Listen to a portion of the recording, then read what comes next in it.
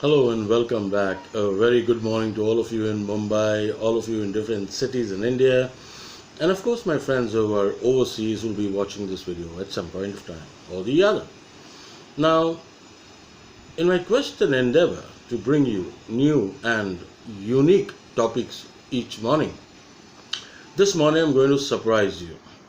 I'm going to bring a topic which all of you are familiar with, but none of you actually take a look at. It's revenue leakage in a cooperative society. We all have cooperative societies wherever we are living in India. We all pay our maintenance bill, we all pay our monthly maintenance, bi-monthly, half yearly and annual maintenance. We pay that money, of course, but do we know whether it's being utilized in the right manner? Do we know that? Are we confident? Are we confident that my money is being utilized in the right manner? If not, take a look at this video. It's to bring awareness, it's to keep you alert, agile, attentive. Hope you like it. So, there are only 3 official posts in a society which is governed by bylaws. It's the chairman, secretary, and the treasurer. There is no other post besides that. If there exists anything besides that, it is like your decorations on the Christmas tree. It means nothing. Okay? Now, why do we have revenue leakage in a society? 1. Lack of collective decision making.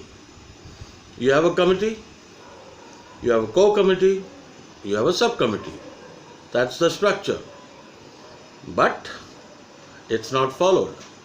Now what happens there is decisions are not taken collectively. I don't involve my team. Look at the leadership that I'm even sharing with you here. I don't involve my team. I take decisions on my own. Does that help? I don't consult. I don't have a buy-in. There's nothing. Result? Disaster. We'll talk about it. Arbitrarily taking decisions on amounts in excess of 20,000 rupees. You are allowed to take a decision up to 20,000 rupees. Anything in excess of that, you've got to involve your subcommittee, who will involve the members of your flats or the apartments. Lack of communication is one of the biggest issues in revenue leakage of any society. When there is a lack of communication to society members, and when they are not aware what's happening, they are guessing, and you also don't have the intent to share information with them. Oh, they might get knowledgeable. Oh, they might get better than me. Oh, I'll get a heartache. Then it will not help. I like to be dramatic, because when I'm dramatic, the opposite guy gets the message so damn quickly, like you just did right now. Okay? Lack of communication, I said. One of the hottest topics to make money is, let's make the paver block. Red and yellow paver blocks. Let's make the paver blocks. If the paver blocks will cost X, the quotes will come and it will be shown as 3.5x. Take it from me. Not everybody does that, but this is like one, hot topic to not miss. And if Diwali is 2 months away, even better. That's how people look at it. Not maintaining your books of accounts regularly and sharing it with your society members is another problem. Revenue leakage also happens because of unwanted repair and maintenance. Do you need to break your structure the whole year? Do you need to break your structure the whole year and keep cementing it the entire year? If there is a crack, there is a crack because the paint must have come out, right? You don't have to go doing structural changes to every building, every wing, just to show that some repairs has happened. Somebody needs to look into this, so there is a subcommittee for this. Painting of the structural blocks. Every now and then you'll see the easiest thing to do is, let's paint it. Lemon yellow earlier, ivory white now, right? So what happens is, there is a huge revenue leakage which you can show in painting. Buying of the paint tins or those huge tins, they come. Nobody actually goes to see how much they cost, but there is a wholesale market where you get it at 60% of what is sold in the retail or 65%. But the markup price is always shown as market. Another favorite is the cleaning of the overhead tanks. Nobody goes on top, right? Who has the time? Who will go on top? So that becomes a nice little hot topic to leak out your money. Another one is your water chambers and the septic tank. Every society has water chambers and septic tanks, and it requires regular cleaning because that's the way your drainage goes out.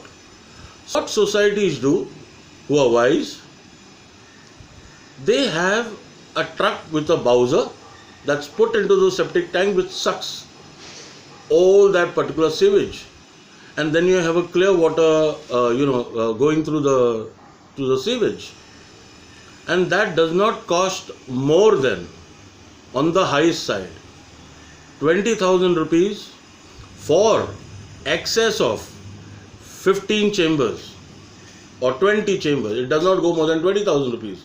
Anything beyond that, you've got to raise an alarm. Another important thing is purchasing of equipment, products higher than the lower quotes given to you. Why would somebody do that? Why would somebody purchase something at a higher cost in spite of having lower quotes in front of him, her or it? You don't need to be wise for that. Just need to have logical reasoning. And people fail to do that. People fail to see through all this. When you are not knowledgeable, how can you correct someone? It's only when you have the knowledge can you detect, decipher and decode. Let's move on. Not following an SOP to select a vendor. Whenever you have a project and you get in quotes, you need 4 quotes.